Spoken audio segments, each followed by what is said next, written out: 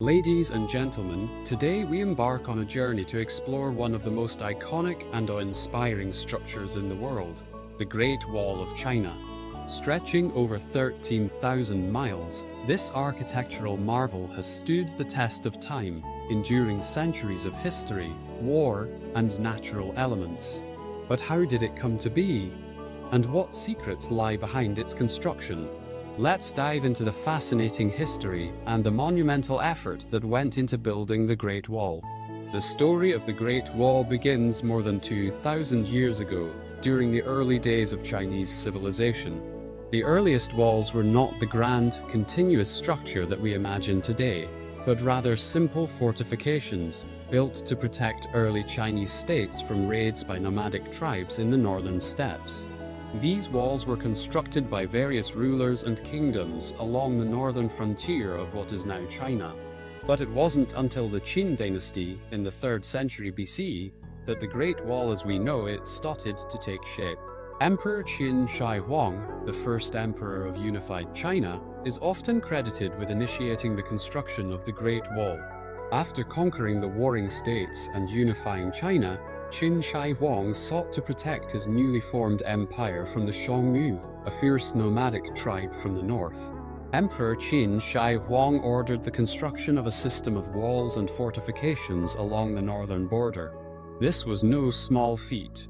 The construction process involved a vast workforce consisting of soldiers, peasants, and prisoners.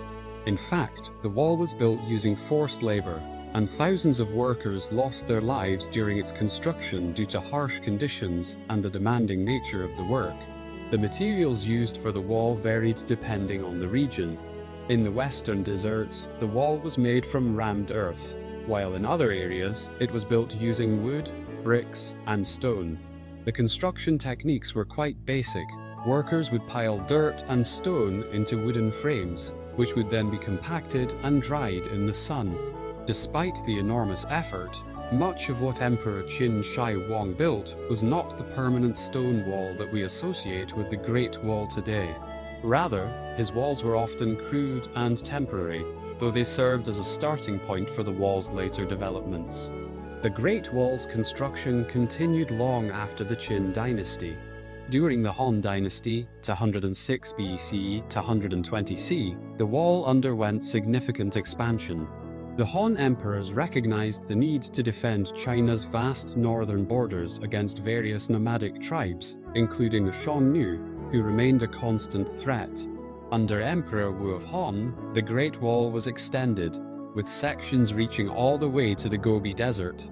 Unlike the Qin version, the Han Wall was built with more durable materials, such as bricks and stone, and was reinforced with watchtowers and garrison stations. This made it more effective at defending against invasions and providing communication and supply routes for the troops stationed along the wall. While the Great Wall had seen various iterations and expansions over the centuries, it was not until the Ming Dynasty, 1368–1644, that the Great Wall truly became the colossal, enduring structure we think of today.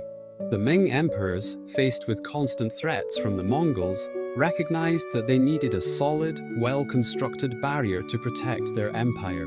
And so, they embarked on one of the most impressive construction projects in history. During the Ming period, the wall was completely rebuilt, and it took on a far more sophisticated and formidable design. Stretching from the Bohai Sea in the east to the Gobi Desert in the west, the wall was now made of stone and brick, much stronger and more durable than the earlier versions. Towering over 30 feet high in many areas, the wall included features like watchtowers, signal fires, and garrison stations. It wasn't just a barrier, it was a sophisticated defense system. The Ming Wall also had a strategic purpose. It was not only meant to keep invaders out, but also to control trade and migration along the Silk Road. Along the wall, there were forts, military barracks, and customs posts that allowed the Ming to monitor and manage trade, making the wall as much an economic tool as a military one. The Great Wall of China is more than just a physical barrier, it is a symbol of China's strength, resilience, and determination. For centuries, it stood as a reminder of the lengths to which the Chinese emperors went to protect their people from outside threats. But while the Great Wall was indeed a formidable defense, it was not always impenetrable. Over the years, various invaders found ways to bypass or breach the wall. One famous instance of this occurred in 1644, when the Ming dynasty fell to the Manchu invaders, who entered China through a breach in the wall. Despite its eventual symbolic loss as a defense, the Great Wall remains one of the most important and iconic structures in the world. Today, it is a UNESCO World Heritage Site and one of the 7 wonders of the medieval world. The wall stands not only as a reminder of China's military history, but also as a testament to the creativity, ambition, and perseverance of the people who built it. To understand the magnitude of the wall's construction, it's important to look at the techniques that were used. The wall's construction was an ongoing effort over several centuries, with different dynasties contributing to its development. For the most part, the building of the Great Wall was done in stages. The Ming dynasty, in particular, used a highly organized system to oversee the construction. Laborers worked in shifts, with many being assigned to specific sections based on their skill sets. Engineers and military strategists worked alongside laborers to design the most efficient structures. As mentioned, materials varied based on the region. In northern and mountainous regions, where stone was readily available, the wall was made of solid stone blocks. In desert regions, like the Gobi, the wall was built from compacted earth. Workers would often form bricks or large blocks by mixing earth, sand, and clay, which was then baked in the sun or fired in kilns. The labor was grueling, and the workers endured harsh conditions. It is said that thousands died during the construction, their bodies sometimes used to reinforce the walls. But despite these challenges, the workers and their leaders persisted, building the wall section by section. The Great Wall of China is a testament to the ingenuity and determination of the Chinese people. It stands as a monument to both the hopes and struggles of the past, and a symbol of resilience that endures today. Stretching over vast distances, it tells the story of a nation determined to protect its land, its people, and its culture.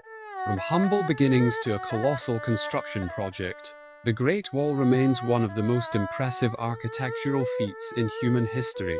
And though its purpose as a military defense has faded over time, its legacy as a symbol of strength, perseverance, and vision continues to inspire millions of people around the world.